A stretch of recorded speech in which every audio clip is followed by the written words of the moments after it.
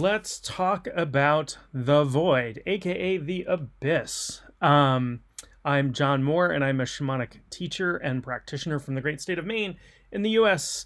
And you can find out more about me at mainshaman.com. Let's talk about the void, one of my favorite things in all of shamanism and all of shamanic practice. And it might sound scary, right? The void. And I know I think there's a movie called The Void, or maybe more than one movie called The Void. Um, so the void, what is the void? Let's talk about that for a moment. So the void is experienced as a place that one journeys to when one does a shamanic journey, and I have videos about what shamanic journeying is if you're curious about that. It's a place that you can go to, and it is void. It's blackness. There's no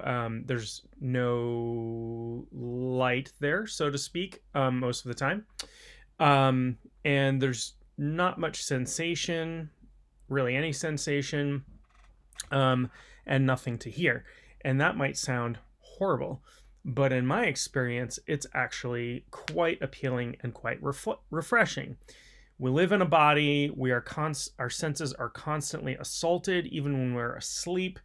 We have aches and pains, even minor ones that we go through. Imagine all of that just wiped out for a few minutes. And that is a little bit what like experiencing the void is like. And so, it's it's a place for me. It's a little bit like a vacation. Sounds strange, I understand, but if you haven't experienced it, it is it's something to be experienced. So if you're going to the void, you have to do this with a qualified teacher in person the first time you do it. Don't do this on your own. Don't do it on your own. And rule number 3, don't do it on your own. You have to do it with a teacher the first time you do it. So I'm not going to explain how you get there, or what the experience is like, or that sort of thing. So why would we want to go there, other than it is a very relaxing, pretty cool experience? Well, when somebody dies, they pass through the void to get to the afterlife, and so it is part of psychopomp training, which is psychopomp is a Greek word meaning sort of conveyor of souls, or like tour guide of the souls, like pomp and circumstance, right? Psycho meaning spirit or soul in Greek. The one of the things that shamanic people do is help spirits go to the afterlife. When somebody physically dies, sometimes they need a little bit of help crossing over. If a place is haunted, you might work with the spirits who are inhabiting there to move to where they should be into the afterlife. So that's one reason. So when we do afterlife work, frequently we are crossing through the void. The other thing, so life happens in the other direction, right? So when we come into this world, when we incarnate into this body, our soul passes through the void on our way into here. And so there's a bunch of soul work that can be done in the void. And again, I'm not going to explain it or teach how to do it here, because I honestly think this is one thing that you have to learn from a teacher in person, as part of a class. So if you were to do, for example, soul retrieval training or psychopomp training, death and dying work, that sort of thing, you would get with a shamanic teacher. They would have a whole set of instructions, rules. There would be a special ceremony. There would be all kinds of things set up for you to do that. There is this thing that people do where they feel like they can experiment with their consciousness and experiment with their spirit and take psychoactive drugs, and there's no effect on them. And that's just not the case. And it's not to scare anybody. It's just to have some words of caution.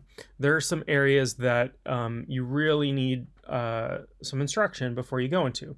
It's like driving, for example, right? So my daughters just started driving. They just got their driver's permits. And, driving is not particularly, unless you're really afraid, have a phobia, driving is not particularly scary. But if you're a beginner, like just sticking a 15-year-old into a car with no instruction and sending them off would be incredibly dangerous, irresponsible, and a horrible thing to do.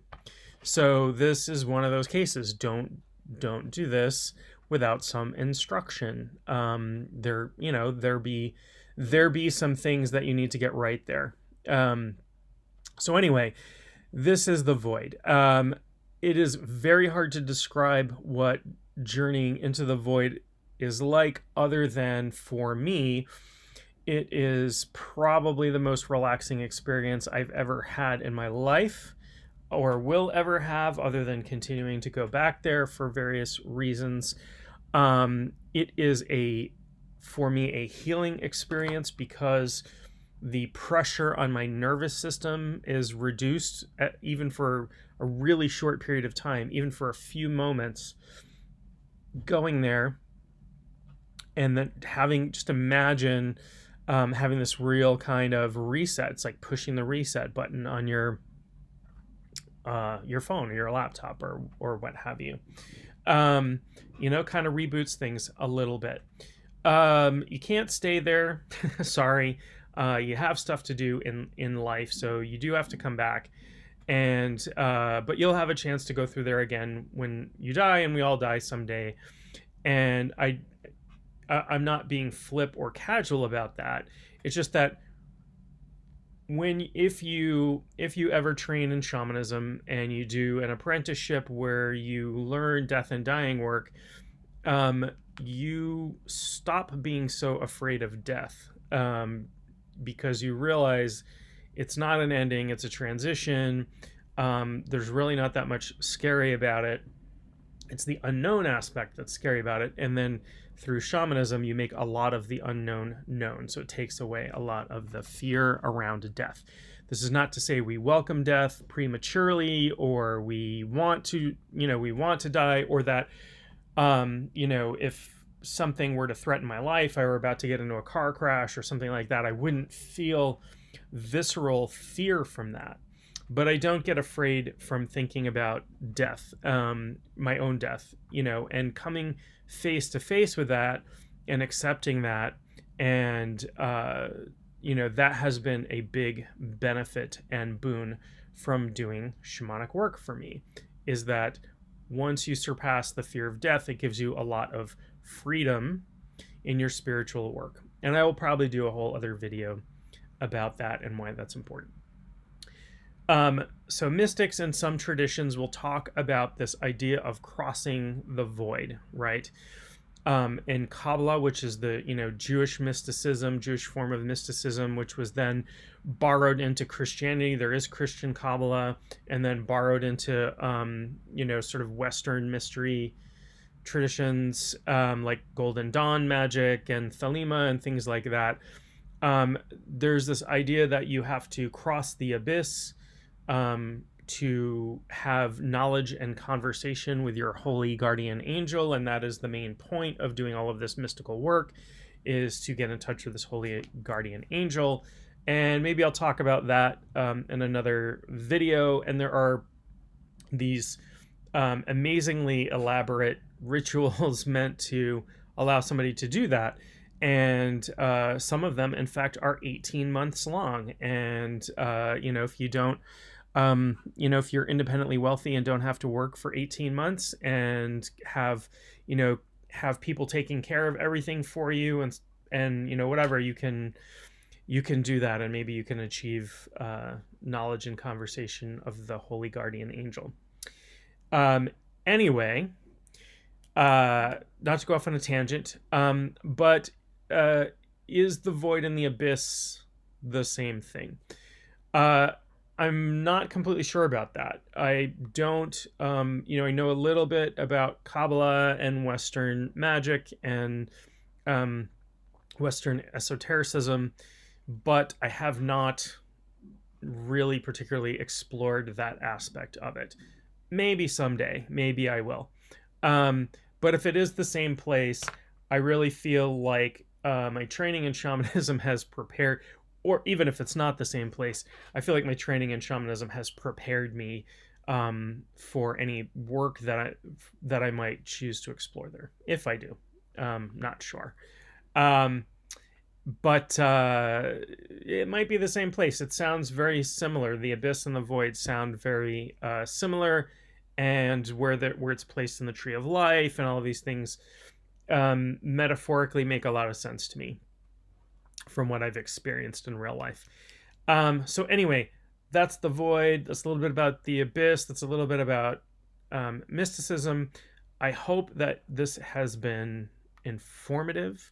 I hope that you will subscribe to my channel. I have a lot of videos here and a lot more coming as well. And I will talk to you real soon.